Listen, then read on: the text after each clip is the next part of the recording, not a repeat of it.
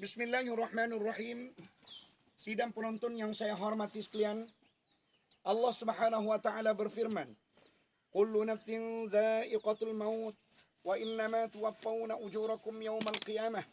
Faman zuhziha 'anil nari wa udkhilal jannata faqad faz. Wa mal hayatud dunya illa mata'ul ghurur." Setiap yang bernyawa pasti akan mati. Wa innama tuwaffawna ujurakum yawmal qiyamah, dan sesungguhnya kamu akan diberi upahan, akan dibalas terhadap usaha yang dilakukan oleh kamu yaumal qiyamah, pada hari kiamat nanti. Faman zuhziha 'anil nar, sesiapa yang terselamat daripada neraka, faqad faz, maka dia telah memperolehi kejayaan. Wa mal hayatud dunya illa mata'ul ghurur, dan ingatlah, sesungguhnya kehidupan dunia itu adalah kehidupan yang menipu dayakan.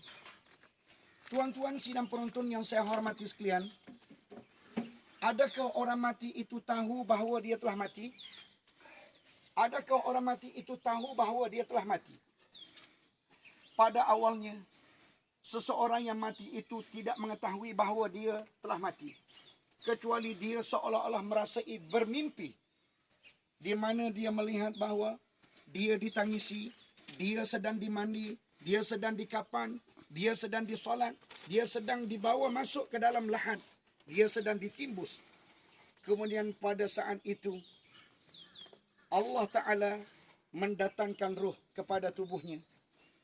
Lalu dia membuka mata. Lepas itu dia terbangun dan dia merasai seolah-olah, oh, itu merupakan mimpi. Akhirnya dia bersyukur kerana dia merasakan itu adalah mimpi. Kemudian dia mula meraba di atas tubuh badannya. Dia tidak mendapati apa-apa yang terdapat di atas tubuh badannya kecuali kain kapan. Lalu dia bertanya, ke mana bajuku? Ke mana seluar aku? Dan aku sekarang berada di mana? Tempat apakah ini? Dan kenapa sekarang berbau tanah dan lumpur? Maka tahulah dia di saat dan ketika itu bahawa dia telah pun dimatikan oleh Allah. Maka menangis dia dengan tangisan yang teramat sangat. Meraun, melaun dan memanggil orang-orang yang berdekatan dengannya. Mana ayahku, mana ibuku, mana kakakku, mana datukku. Dipanggil semua rakan-rakannya. Namun mereka ini tidak mengindah kerana dia berada di alam barzakh, alam yang berlain dengan alam dunia.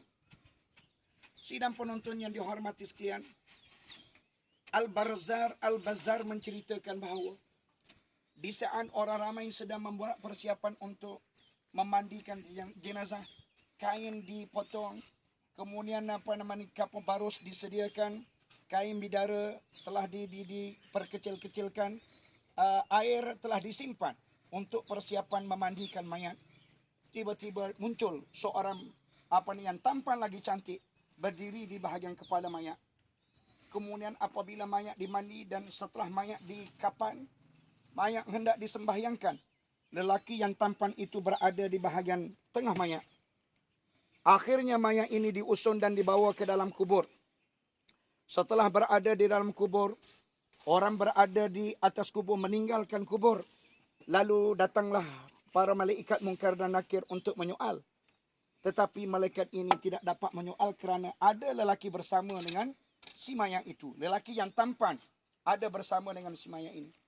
Lalu Munkar Nakir ini menghalau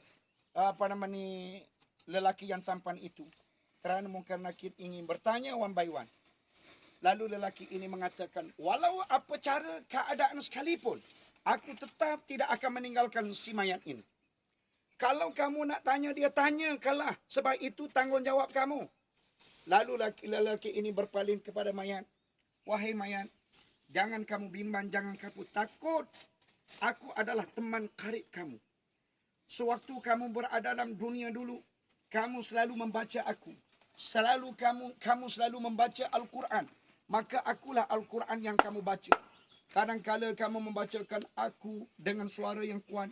Kadang-kadang kamu membaca aku dengan suara yang perlahan. Maka akulah yang kamu baca dulu. Oleh itu, tuan-tuan sekalian yang saya hormati, bacalah Quran. Bacalah Quran. Jangan sekali-kali kita tidak membaca. Ayo, rakan-rakanku semua yang tidak pandai membaca Quran, belajar kita membaca. Yang sudah membaca Quran, teruskan pembacaan. Yang belum lagi membaca, cuba-cuba untuk membaca. Nabi SAW menyebut, Iqra'ul Quran, fa innahu ya'ti yawmal qiyamati syafi'an li ashabihi. Bacalah Quran, kerana Al-Quran ini akan datang pada hari kiamat nanti, membela orang yang membaca. Dan dalam hadis yang lain, Nabi mengatakan, Iqra'ul Quran fi buyutikum.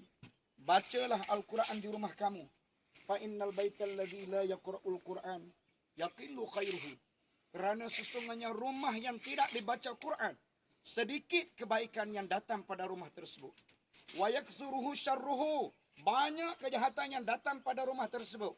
Wa yadhiqu ala ahlihi. Dan sempit ahli keluarga rumah tersebut. Oleh yang demikian, sebagai renungan kita pada hari ini, sama-samalah kita bermuhasabah diri kita. Untuk kita menjadi hamba yang terselamat di akhirat nanti apabila saat dan ketika Allah Ta'ala memanggilkan kita.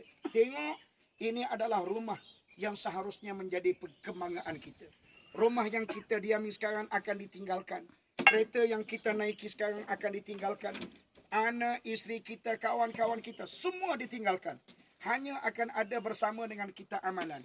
Oleh itu, rakan-rakanku yang saya hormati sekalian, fikir-fikirkanlah apa amalan yang seharusnya kita lakukan untuk memastikan dia bersama-sama dengan kita di alam barzah ini. Dan ingatlah tuan-tuan sekalian, sesungguhnya segala kebaikan-kebaikan yang kita lakukan itu akan menjadi teman juga kepada kita. Tetapi sebelum mereka datang dulu Al-Quran untuk memberi pembelaan kepada kita. Oleh itu, bacalah Al-Quran dengan betul. Jangan menjadi kebiasaan kita membaca Al-Quran, tetapi kita tidak belajar. Kerana kam man yaqra'ul Quran wal Quranu yal'anuh. Berapa ramai orang membaca Quran, tetapi Al-Quran melaknat dia. Oleh itu, sekadar itu sahaja yang mampu saya perkatakan dalam tazkirah ringkas ini. Marilah sama-sama kita berdoa kepada Allah, supaya Allah Ta'ala menyelamatkan kita semua. Ya Allah, ya Tuhan kami pohon agar diampunkan semua dosa-dosa kami. Dan kami pohon agar diampunkan semua dosa-dosa ahli kubur ini. Ya Allah, kami pohon agar dikekalkan kami di atas keimanan. Ya Allah, Engkau matikanlah kami dalam iman. Dan Engkau masuklah kami ke dalam syurgamu. Ya Allah, sekarang ini kami nampak liang lahatnya terlalu sempit. Kuburnya terlalu sempit. Maka Engkau ubahlah walaupun yang kami nampak ini sempit menjadi luas seluas-luasnya. Jadilah kubur ini sebagai taman-taman syurgamu ya Allah. Allahumma rabbana atina fid dunya hasanah wa fil akhirati hasanah wa qina adzabannar wa sallallahu ala Muhammad wa ala alihi wa sahbihi ajmain walhamdulillahi rabbil alamin.